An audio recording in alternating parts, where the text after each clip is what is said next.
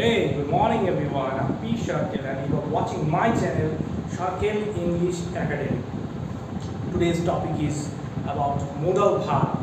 You know what is modal verb? Basic জিনিস, খুবই basic জিনিস মোডাল ভার্ব। সেটা হচ্ছে আমরা জানি যে মোডাল ভার্ব হচ্ছে যে ভার্ব, যে অক্সিলারি ভার্ব যেটা আমাদের মনের যে সব ফিলিংস আছে সেগুলো এক্সপ্রেস করার জন্য সেন্টেন্সের মাধ্যমে যদি এক্সপ্রেস করা হয় তাহলে আমরা মোডাল ভার্বের প্রয়োগ করি। We just use modal verb in that particular sense. Then we should know what are the modal verbs. What are the modal verbs? Do you know that? What are the modal verbs? সবাইকে আছে modal verb. Modal verb. দেখো modal verb গুলো basically আমাদের কয়েকটা ভাগে ভাগ করা হয়েছে। বেসিক যে modal verb গুলো আছে সেগুলোকে আমরা একটা ছন্দ আকারে, আমরা একটা রিদমিক ওয়েতে আমরা মনে করে রাখতে পারি। সেটা হচ্ছে can, could, shall, should, will, could, may, might, must, এইগুলোই জাস্ট। মানে এই যে বেসিক জিনিসগুলো মোডাল ভার্বের, এইগুলোই আমাদের মনে রাখতে হবে জাস্ট। কিন্তু এক একটা মোডাল ভার্বের ইউসেজ এক এক রকমের ভাবে হয়, সেটাই আমরা দেখে নেওয়া যাক। ফার্স্ট অফ অল আমাদের আছে ক্যান। আচ্ছা, ক্যান মানে অ্যাকচুয়ালি পারা, সক্ষমতা বোঝাচ্ছে। দ্যাট মিনস পাওয়ার বোঝাচ্ছে। ফার্স্ট অফ অল পাওয়ার মানে ক্ষমতা বোঝাচ্ছে। আই ক্যান লিফট 100 কেজি, আমি 100 কেজি পর্যন্ত চালাতে পারি। আই ক্যান লিফট 100 কেজি, তো এটা পাওয়ার বোঝাচ্ছে। আবার আমি যদি বলি এবিলিটি বোঝানো, এবিলিটি সক্ষমতা বোঝাতে আমাদের ক্যান ইউজ করা হয়। কেমন সক্ষমতা? I can speak in English, আমি ইংলিশে কথা বলি। I can speak in Hindi, আমি হিন্দিতে কথা বলতে পারি। দিস ওয়ান ইজ এবিলিটি, সক্ষমতা বোঝাতে ক্যান ব্যবহার করা হচ্ছে। নেক্সট আমাদের কি বোঝানো, কীভাবে কেন আমরা ক্যান ব্যবহার করতে পারি? কোশ্চেন, কিছু কোশ্চেন করতে মানে প্রশ্ন করতে, মানে যেটা ফর্মাল না, ইনফর্মাল টাইপের কোশ্চেন, যেটা আমরা সাধারণত বন্ধু বান্ধবদের করতে পারি, ফ্রেন্ড সার্কেলের মধ্যে এটা করতেই পারি। Can you please give me your pen, এটা আমরা বলতে পারি। ক্যান ইউ টেক মাইন, আমারটা নিতে পারো?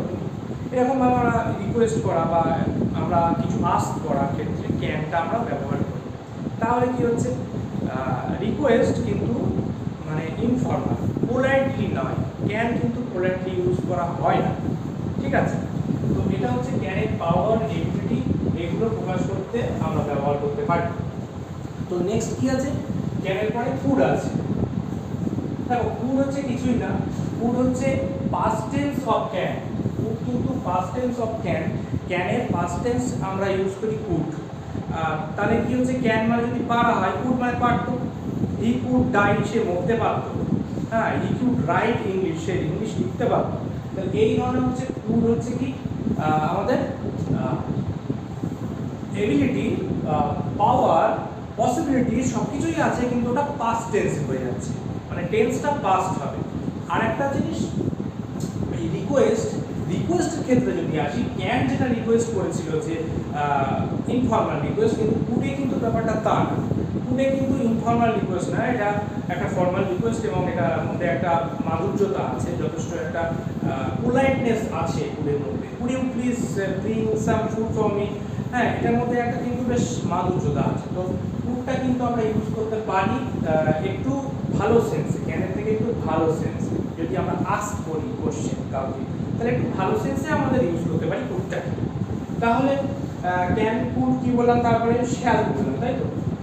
তো শ্যাল কি জন্য ইউজ হচ্ছে? শ্যাল ইউজ হচ্ছে বেসিক্যালি, শ্যালের ব্যবহার কিন্তু আর চলে না বললেই চলে।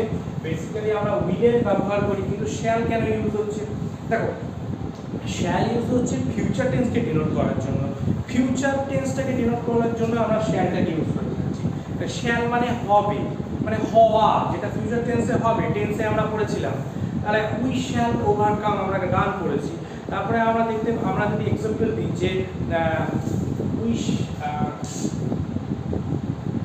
আমি যদি বলি I shall give you money, তাহলে দেখো I shall give you money, এই সেন্টেন্সটাতে কিন্তু আমি তোমাকে পয়সা দেবো, আমি তোমাকে টাকা দেবো, তাহলে এই সেন্টেন্সটা কিন্তু শ্যালের ইউজ হচ্ছে। তার মানে এটা কিন্তু shall basically first person I and we এর সাথে ব্যবহার করা হয়, কিছু ক্ষেত্রে শ্যাল কিন্তু আবার আমরা ইউজ করতে পারি সেকেন্ড পারসন কিংবা থার্ড পারসনের সাথে। কিন্তু সেটা কি ক্ষেত্রে? কিছু প্রমিসের ক্ষেত্রে বা কিছু থ্রেটেন মানে ভয় লাগানোর ক্ষেত্রে আমরা ব্যবহার করতে পারি। হ্যাঁ, if you go there you shall be punished, হ্যাঁ তোমাকে পানিশমেন্ট দেওয়া হবে, এরকম আমরা লিখতেই পারি যে ইফ ইউ গো দেয়ার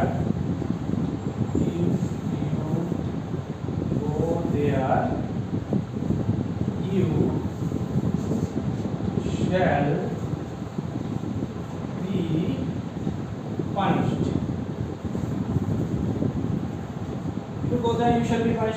এটা আমরা বলতেই পারি যে ইউ এর পরে শ্যাল হলো কেন, জিজ্ঞাসা করতেই পারি, কিন্তু ইউ এর পরে শ্যাল হয় কিছু ক্ষেত্রে ব্যবহার করা হয় ইউ এর পরে শ্যাল কে। তার কারণ হচ্ছে ইউ এর পরে শ্যাল কখন ব্যবহার হবে? যখন আমরা কিছু পানিশমেন্টের কথা বলবো, আবার প্রমিসের কথা বলবো, এই ধরনের কথাগুলো যখন, এই ধরনের কনসেপ্টগুলো যখন আসবে তখন কিন্তু আমাদের শ্যাল ইউজ করাটা বেটার হবে। বেসিক্যালি আমরা সব we first person, second person, third পারসনের সাথে সব ক্ষেত্রেই আমরা কিন্তু উইলটা ইউজ করি, শ্যাল ইউজ করি না বললেই চলে। তো নেক্সট আছে কি? শ্যালের পরে আছে শুড।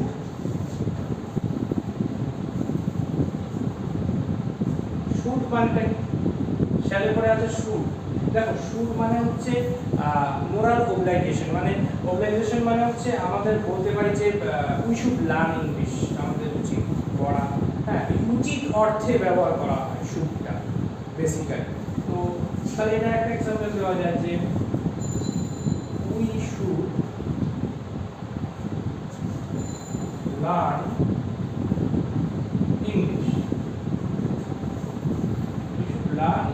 এটা বলা যেতেই পারে যে উই শুড লার্ন ইংলিশ, আমাদেরকে ইংলিশ আমাদের শেখা উচিত। তা এটা কিন্তু ব্যবহার করতে আমাদের শুডের ব্যবহারটা করা দরকার। শ্যাল গেল, শুড গেল, তারপরে আছে নেক্সট আছে উইল। উইলটা কেমন হচ্ছে? তো উইলটা কিন্তু আমি যেটা বললাম উইলের ইউজ এখন বেশি হয়, শ্যালের ইউজ করা হয় না।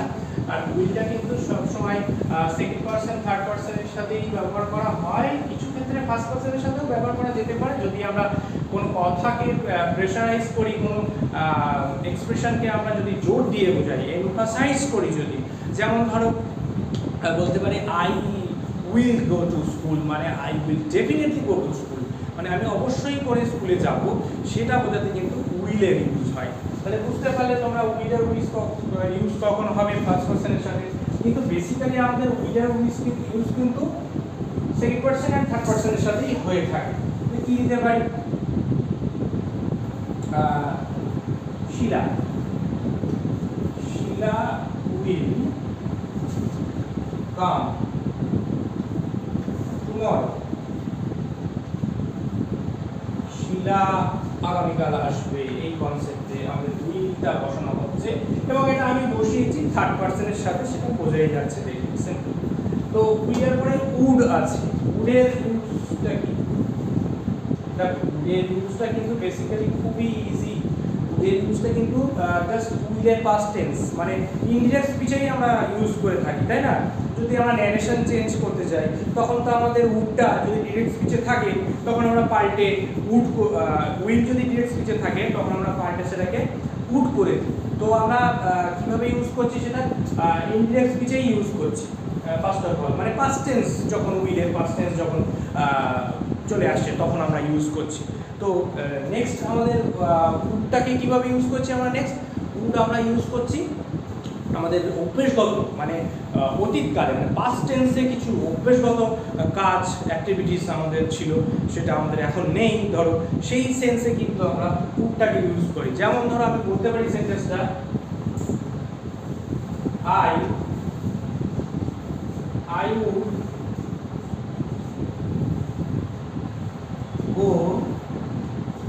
I would go to market every day. I would go to market every day. আমি মার্কেটে যেতাম, মানে এটা পাস্ট টেন্স ডিনোট করছে, আমি মার্কেটে যেতাম প্রত্যেকদিন, এটা কিন্তু পাস্ট টেন্সেই ডিনোট করছে যে আমি মার্কেটে প্রতিদিন যেতাম, এই কনসেপ্টটা। তাহলে উড হচ্ছে বোঝা গেল যে বেসিক জিনিস, উডটা বেসিক্যালি আমাদের উইলের পাস্ট টেন্সকে ডিনোট করছে। তো এবার নেক্সট হচ্ছে মে। মেটা কি? মেটা কিন্তু বেসিক্যালি আমাদের পোলাইট রিকোয়েস্ট করাতেই ব্যবহার হয়। May I go to outside, আমি কি বাইরে যেতে পারি? তাহলে মেটা কিন্তু আমাদের, আমরা দেখতে পাচ্ছি মেটা রিকোয়েস্ট, কিন্তু পোলাইট রিকোয়েস্ট, পোলাইট রিকোয়েস্টের ক্ষেত্রে আমরা মেটাকে ইউজ করছি। কি ব্যবহার করছি? May I drink water sir, আমি কি জল খেতে পারি? এটা কিন্তু আমাদের পোলাইট রিকোয়েস্ট হচ্ছে। তাহলে মে দিয়ে কিন্তু আমরা পসিবিলিটিও বোঝাই। কিরকম পসিবিলিটি? নট লাইক 100% নয়, পসিবিলিটি বোঝাবে, কিন্তু 100% সেটা ঠিক হতে নাও পারে। যেমন ইট মে রেন টুডে, আজকে বৃষ্টি হতেও পারে, মানে হলেও হতে পারে। Not sure, I am not sure কি আজকে শিওরলি বৃষ্টি হবে। No, not surely rain today, but it may rain today. Weather খারাপ, বৃষ্টি হতে পারে। That sense, particularly in that sense we can use only may, this one. তো মেটাকে আমরা এইভাবে আমরা রিকোয়েস্ট করছি, পোলাইট রিকোয়েস্টে ব্যবহার করছি। আর কি বললাম, যেটা এক্ষুনি বললাম, সেটা হচ্ছে আমরা পসিবিলিটি বোঝাতে ব্যবহার করছি।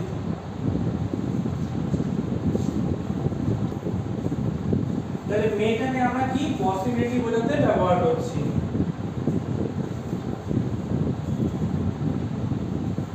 আর কিভাবে ব্যবহার করছি মেটাকে ব্যবহার করছি take and give permission. Permission, you may go now, তুমি এখন যেতে পারো, তুমি এখন আসতে, ইউ মে গো নাও। হ্যাঁ, এটা হচ্ছে আমরা দিচ্ছি, পারমিশন দিচ্ছি। আর পারমিশন কেউ দিচ্ছে, may I come in sir, আমি কি আসতে পারি? এটা কিন্তু গিভ অ্যান্ড টেক পারমিশন। পারমিশনের ক্ষেত্রে তারা লিখে রাখি, সেটাও পারমিশনের ক্ষেত্রেও আমরা মে ইউজ করতে পারি। তাহলে বোঝা গেল? তো মাইটটা কিন্তু মেয়ের পরেই আসছে। মাইটটা কিন্তু বেসিক্যালি মেয়ের পাস্ট টেন্সে ইউজ করতে পারি, যেমন direct speech to indirect speech, আমি যেটা বললাম basically direct speech to indirect speech আমরা মাইট ইউজ করতে পারি। যে মেয়ের যে indirect speech, it may, you may come now, তো এটাকে আমরা যদি পাস্ট টেন্সে ইউজ করি, you might come now, you might কাম দেন, আমরা যখন ইনডিরেক্ট স্পিচে করি নাওটা দেন হয়ে যায়, এভাবে তৈরি করি। আর যদি আরেকটা জিনিস কি, মেয়েটাকে আমি বললাম যে নট লাইক 100% পসিবিলিটি, সেরকম মাইটটাও একটা পসিবিলিটি বোঝায়, কিন্তু অনেকটা কম পসিবিলিটি, মানে নট মোর দ্যান 25% পসিবিলিটি, 25% পসিবিলিটির উপরে নয়, মানে খুব অল্প পসিবিলিটি বোঝাতে মাইট ইউজ। ইট মাইট রেন টুডে যদি বলি আমরা, তাহলে কিন্তু হবে আজকে বৃষ্টি হবে না বললেই চলে, খুব হলেও হতে পারে, পসিবিলিটি অনেক কম, লাইক 20-25% অনলি, দ্যাটস ইট। মাইটের আর কিছু নেই। তাহলে আর কি থাকলো? মাস্ট থাকলো। তাহলে মাস্টটাই কিভাবে আমরা দেখবো? দেখো, মাস্টটা আমরা বলতে পারি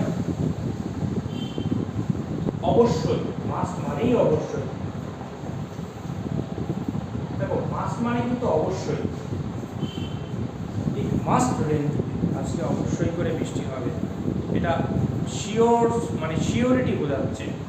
মাস্ট শিওরিটিকে বোঝাচ্ছে, ডিনোট করছে শিওরিটি, মাস্ট রেন। তাহলে বোঝা গেল, ইট মাস্ট রেন টুডে মানে হচ্ছে আজকে বৃষ্টি অবশ্যই হবে। তাহলে আর কি আছে? Use to R ought to. আমি কি বেসিক্যালি আমাদের মোডাল ভার্ব এই কটাই ছিল, আর এর পরেও যে মোডাল ভার্বগুলো আছে সেটা হচ্ছে use to R ought to, এদের পরে ততান্তে যোগ করিবে, মানে can could, shall should, will could, may might must, এইগুলোই জাজ। আর use to R ought to এদের পরে ততান্তে যোগ করিবেন, মানে use to R ought to এদের কাজ হচ্ছে, অট টু তো ছেড়ে দিলাম, কিন্তু ইউজ টুটার ইউজও উডের মতন একটা ক্ষেত্রে, একমাত্র একটা রুলসের ক্ষেত্রে এটা উডের সাথে ব্যবহার হচ্ছে, বা উডের সিমিলারিটি পাচ্ছে উডের সাথে, সেটা হচ্ছে অভ্যেসগত ঘটনা অতীতকালে। I use to go to school মানে যা I would go to school মানে তাই, মানে আমি অতীতকালে অভ্যাসগতভাবে স্কুলে যেতাম, পাস্ট টেন্স। তো এটা ইউজ টু আমরা ইউজ করতেই পারি। তো যেতাম বলেছি তাই জন্য বললাম ততাম তেন যোগ করিবে, সেই সেন্সেই আমি এটা বললাম। তো আরও আছে উইক মোডাল ভার্ব আছে, নিড, ডেয়ার, এগুলো নয় পরের ক্লাসে বা পরে করে দেওয়া যাবে, পরে কিছু এগুলো নিয়ে আলোচনা করা যাবে। তো আজকের মতন এই পর্যন্তই। আমার ভিডিওটা যদি ভালো লেগে থাকে তোমরা লাইক, শেয়ার, কমেন্ট করো। শেয়ার করতে ভুলো না, সবার মধ্যে একটু শেয়ার করো যাতে ইনফরমেশনগুলো সবাই টাইম টু টাইম পেয়ে যায়। আর তোমরা বেল আইকনটা প্রেস করে রেখো যাতে এটা তোমাদের নোটিফিকেশানটা টাইম টু টাইম আসে, যখন আমি ভিডিওগুলো আপলোড করছি তখন যেন তোমাদের কাছে চলে আসে, সেই জন্য তোমরা এটা অন করে রাখবে। আর আর কি আছে ব্যাপারটা, আর সিম্পলি কিছুই নেই। মোডাল ভার্বের মধ্যে আমাদের বললাম কি, আমাদের এক্সপ্রেশনটাকে আরও বেশি করে এক্সাজারেট করার জন্য, আরও বেশি করে এমফাসাইজ করার জন্য আমাদের মোডাল ভার্ব ইউজ করা যায়। That's it, nothing more than that. একদম ইজি ওয়েতে আমরা শিখে ফেলতে পারি মোডাল ভার্ব, একদম ইজি ওয়েতে, একদম নর্মাল পসিবলি ওয়ে। আর এগুলো জাস্ট একটু একটু করে ডিফারেন্ট ওয়েতে আমরা একটু ডিফারেন্স আছে সেগুলো লিখলাম, সেগুলো আমরা পড়লাম। তো এগুলো জানলেই হবে, আর কিছু জানার দরকার নেই। বা পরে যদি মোডাল ভার্ব সম্বন্ধে আরও কিছু ডিফারেন্ট ওয়েতে আমি দেখাতে পারি, দেখিয়ে দেবো। আজকের মতন এই পর্যন্তই। Thank you very much, tata, bye by.